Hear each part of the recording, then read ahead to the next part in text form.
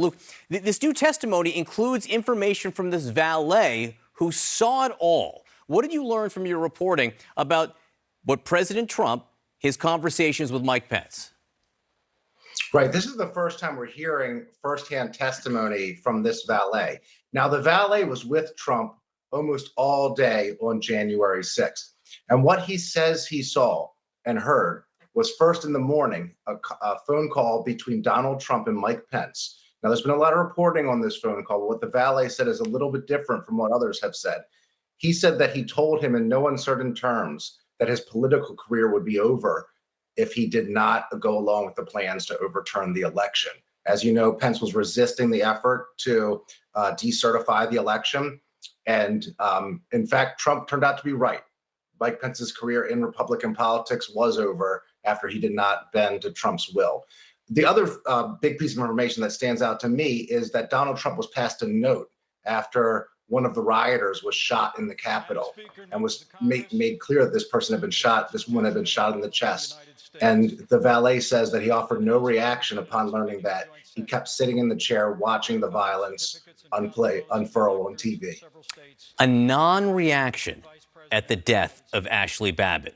A non-reaction. Was that his general attitude during much of this period, according to the valet? Yeah, the valet does say at one point that Donald Trump appeared concerned about the violence and said that he should call Mark Milley or Nancy Pelosi.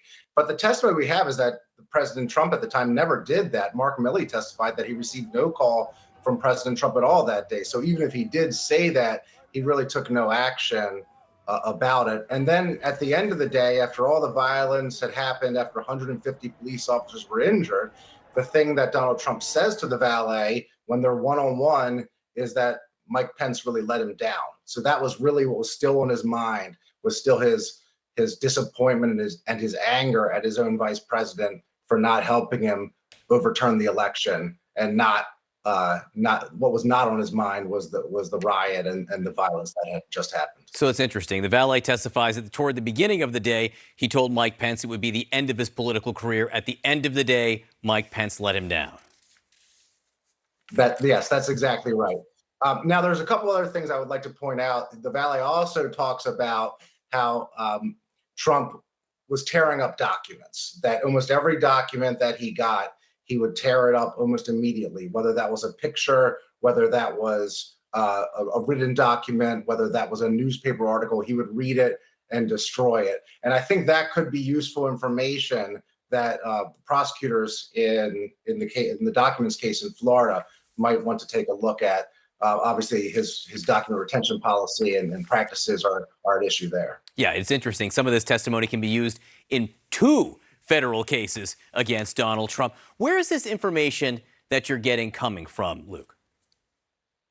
Right. Well, so this is an interview that the January 6th committee did with the valet back in 2022, but it was sent to the White House for review and redaction. And if you recall, the January 6th committee shut down shortly after doing this. So this has been sitting over at the White House, in the White House counsel's office, and House Republicans who have been investigating the January 6th committee have been going back and trying to get these transcripts from the White House and then release them once they get them. So this came from the House Republican investigation.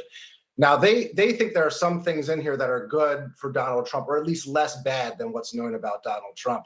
But there's also, they acknowledge, some very unflattering information about Donald Trump's behavior on January 6th. Yeah, it's all very revealing and good to see. Luke Broadwater, thank you very much for sharing your reporting with us. Thank you. All right, now keeping them honest, just 4 days from now, the man who built his empire on fantasy will have to face facts about what it's really worth. 4 days from now, New York Attorney General Letitia James gets to start collecting the nearly $500 million judgment Donald Trump now says he cannot pay. And even as he has searched and failed to find a bonding company to put up the money for him, the Attorney General has been preparing to seize his assets. For starters, here, his mansion, Seven Springs in Westchester County, just north of New York City. He also has a golf club there. Today, we learned that the AG's lawyers have filed paperwork registering the judgment in Westchester, the first step needed before taking property or putting a lien on it. The judgment is already on record in New York City, making all of his properties here vulnerable to seizure. We also learned that the former president is getting antsy, saying this about having to actually get a bond or sell properties to raise it. He goes, "That is crazy," he writes. Also, putting up money before an appeal is very expensive, all caps. Now, just pause for a minute to consider that according to a new FEC filing, his Save America PAC spent nearly $5.6 million on legal fees last month alone. That's about $200,000 a day, mostly from small donors. So yeah, to use his words, it is very expensive. Whether expensive for him personally is another question. In any case, Trump goes on, the crooked judge who has already been overturned 4 times on this case, a record, fully understands this. He gave us a demand which he knows is impossible to do. Impossible?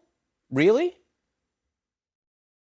This guy is worth a lot of money, billions and billions of dollars. He happens to have a lot of cash. Of course, he has money. You know, he's a billionaire. We know that. There will be a bond and there will be no issues with that.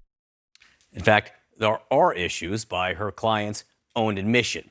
More on this now from CNN's chief domestic correspondent, Phil Mattingly, who was with us now. And Phil, the clock is ticking. Like, what are the options here to come up with $464 million by Monday? What's so fascinating about this moment is for a candidate who has so deftly navigated but also leveraged this unprecedented convergence of the legal and the political for the better part of a year, steamrolling his way to the Republican nomination, this week has laid bare just how dramatic that strategy could be derailed in just a matter of days. And I think the reality right now, when you talk to people around Trump, is he actually does have cash. He actually does have assets that amount to making him a billionaire. When you look at his financial disclosure, I went through the most recent one at length over the course of the last couple of days. The problem is it's not enough cash, and many of those assets are real estate, which the bonding companies won't actually pursue. And that has left them dwindling options, including one that he just absolutely will not take.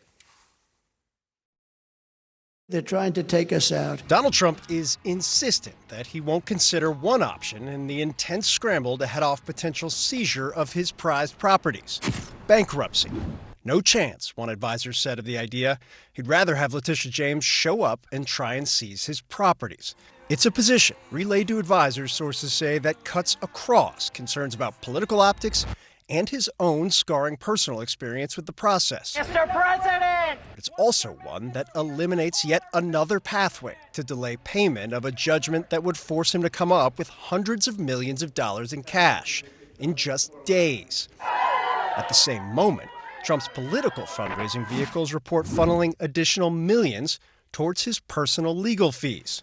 The clock ticking to secure what Trump's lawyers say would be more than $500 million in cash, or cash equivalent, to secure a bond, or face possible seizure of those most valued properties. Forcing him to sell prized properties such as Trump Tower, iconic properties like 40 Wall Street, to pursue his appeal is manifest injustice. For Trump, it's a threat that cuts to his core, both politically and personally, one that, tied to his loss in the fraud case, carries no shortage of irony. If you look at my cash now,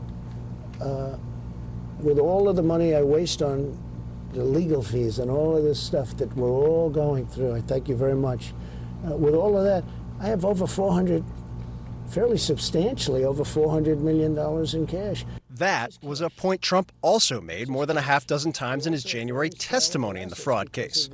And it's true. A CNN review of Trump's most recent candidate financial disclosure form, where candidates list assets and liabilities in ranges, pegged Trump's available cash between roughly $250 million and $1 billion. A source close to Trump's business operations said the actual number is roughly between $360 and $400 million, a significant sum for a developer. But as Trump's own lawyers made clear, not nearly enough to secure a bond with little precedent. A practical impossibility, they said. No fewer than 30 insurance firms turning down the task, each requiring cash as collateral, including one, Chubb, that underwrote a $91.63 million bond just 2 weeks ago in another Trump legal loss, E. Jean Carroll's defamation case. Trump and his team now scrambling with dwindling options to address a judgment a campaign spokesman called unjust, unconstitutional, un-American. There's his legal appeal to waive or reduce the bond, a flurry of rumors about whether Trump's billionaire political donors will pony up the cash, and also questions about whether they'd seek foreign assistance from countries like Saudi Arabia or Russia. There's rules and regulations that are public. I can't speak about strategy that require certain things, and we have to follow those rules. And sources say that steadfast refusal from Trump himself to consider personal or business bankruptcy, burned by his own experience with 6 bankruptcies decades ago. I learned that it's certainly not something you want to go through again. I also learned about loyalty. Indeed, Trump's team has, true to form, utilized the candidate's legal threat to boost its political war chest in text and email appeals, an effort to overcome Trump's political cash problems, with President Joe Biden holding a substantial cash advantage less than 8 months before Election Day.